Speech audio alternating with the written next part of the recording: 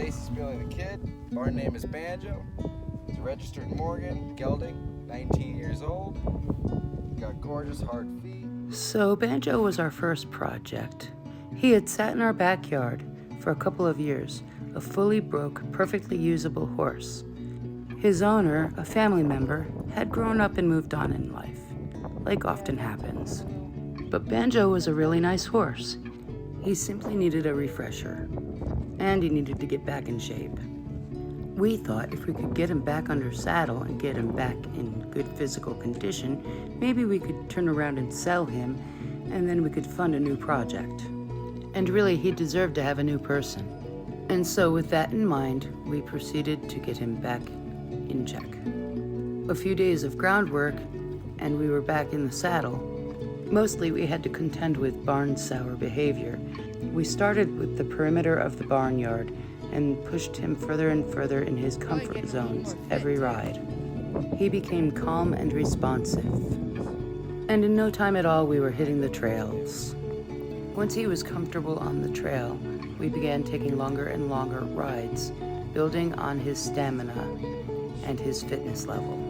Before this, we were like a lot of people, weekend warriors. We'd saddle up and take them out on a Saturday morning, not coming back till late in the afternoon. We'd all get back to the barn hot, dusty, and absolutely exhausted. But that's what we expected. That's what everybody does. It suddenly made sense to us why our horses were always grumpy and sore after our weekend rides. Horses, like human athletes, must build their fitness over time. After all, you don't just run a 25-mile marathon. You have to train for it. You had to work up to that. Build your stamina, build your strength. We realized if we wanted our horses to be top athletes, we'd have to train for that, just like any athlete would have to do. This meant creating an exercise regimen. Short daily rides became mandatory, coupled with plenty of groundwork and herd runs.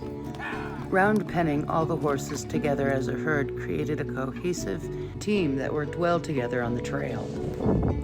When it became apparent that Banjo was in his top physical condition, we moved on to brushing up on other aspects of his previous training, such as mounted shooting. We added daily lessons to our regiment and even included the rest of the herd. They picked it up pretty quick, and well, Banjo, he was an old pro at it.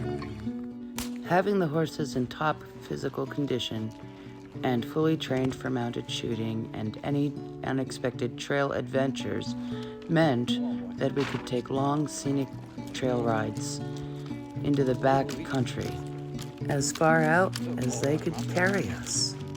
We worked well into the fall, and we even continued when the snow flew.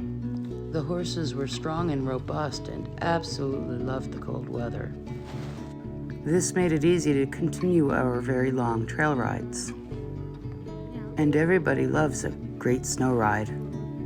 We enjoyed our time with Banjo long into the spring, and soon it became apparent that it was time to put Banjo on the market. He had been completely refreshed and restored as a reliable trail mount.